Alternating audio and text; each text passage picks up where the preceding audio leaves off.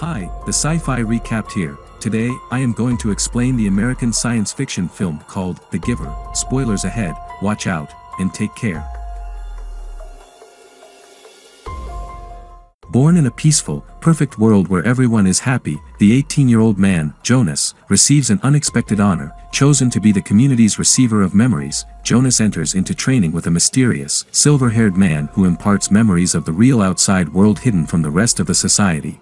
As Jonas learns from the giver not only of love, family, and home, but also of pain, war, death, and all the unhappy truths the world holds, before long, he comes to realize that everything he knows is a lie and that those who govern this seemingly Eden-like realm are fake and immoral. Now, Jonas is with his back to the wall, confronted with a bleak new reality, pressing dilemmas, and above all, difficult choices. Can he ensure the freedom and the future of his people? Set in the near future, following a great war called the Ruin, a community in North America has lived in tranquility without the existence of emotions or color, as these would produce conflicts. The citizens have also had their memories wiped.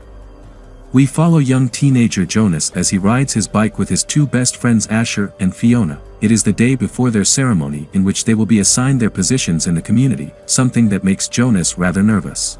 The three friends go to the nurturing center where the newborns are. Jonas's father is working there. The kids find a crying baby, whom father says is named Gabriel. They are not supposed to know the child's name, but father says he whispers the baby's name to him to soothe him. Fiona, having a natural talent with children, is able to calm the baby. Jonas has dinner at home with his father, mother, and younger sister Lily. They discuss their recent feelings for the day, though Jonas has to be precise with his language, as certain feelings, like fear or love, are forbidden.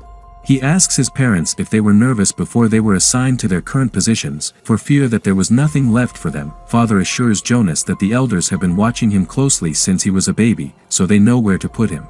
The next day is the ceremony, which started off with an introduction from the chief elder. She appears as a hologram since she cannot be there in person, though she is able to restate the events that led to the community, as well as assign the kids to their positions.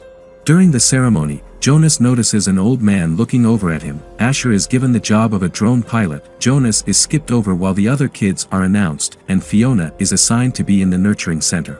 The chief elder then gets to Jonas, stating that he has all four attributes: intelligence, integrity, courage, and an ability to look beyond, that convinced the elders to select Jonas as the new receiver of memories. Everybody starts chanting Jonas's name.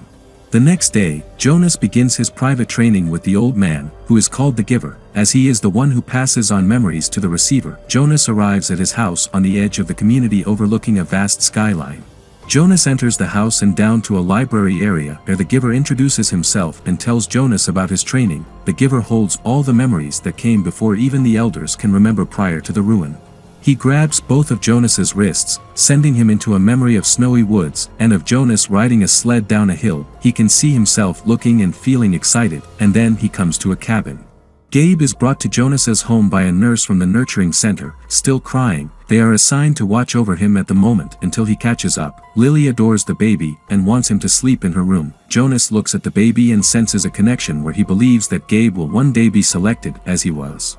During the next training session with the Giver, Jonas is given a memory of riding on a boat. The feeling to him is powerful enough for him to start to see colors around himself and the Giver. He explains to Jonas that the colors, along with the emotions, would allow everyone to feel conflicting emotions that would produce problems. He asks Jonas if he agrees that sameness is necessary, and while Jonas does agree, he believes what he's just seen is also very beautiful. Jonas meets up with Fiona and Asher. Asher talks about how he's been able to fly the drones close to elsewhere, which he describes as mostly farms and rocks, with two rocks touching at the top, forming a triangle. Jonas offers to show them what he's been learning by having them grab trays and slide down a slope. They have fun and laugh, and when Jonas goes over to help Fiona up, a voice tells them they cannot touch people outside their family unit.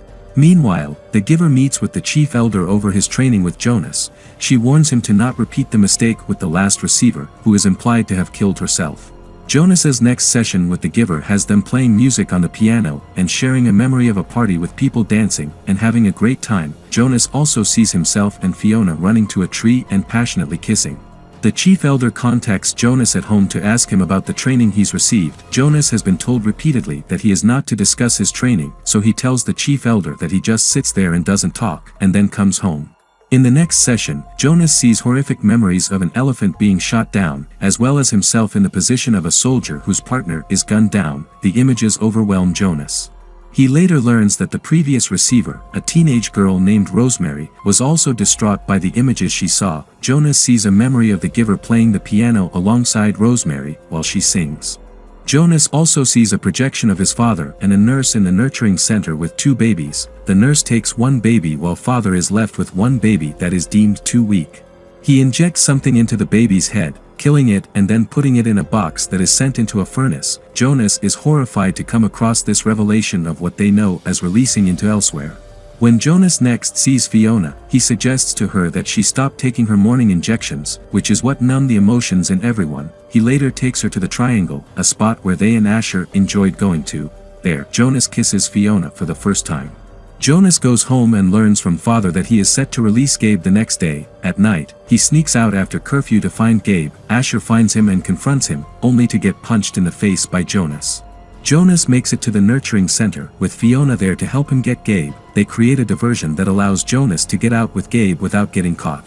Jonas hops on a motorcycle to escape, but not before Fiona kisses him one last time. The elders keep their watch on Jonas, but they lose him once he makes it outside the community. The chief elder sends Asher out on a drone to locate Jonas and Gabe, and orders Asher to lose him. Asher finds Jonas running across the desert, flying the drone over his friend to pull him up with a beam. Jonas begs his friend to hear him out and recognize what the elders are doing, and for Asher to trust Jonas. Asher complies and sets Jonas and Gabe free by dropping them in a river. The elders watch video footage of Fiona interacting with Jonas, helping him and Gabe escape, as well as them kissing. These images confuse the elders. She is thus condemned for helping Jonas. Fiona is brought into the chamber where father is ready to release her into elsewhere. The giver, chief elder, and everyone else sits in attendance. The giver brings up Rosemary, who happens to be his daughter.